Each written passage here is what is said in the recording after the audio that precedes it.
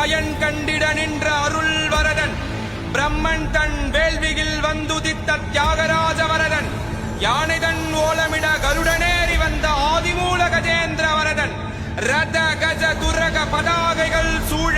தாள மேல வாத்தியம் முழங்க விண்ணோரும் மண்ணோரும் கைதொழுது நிற்க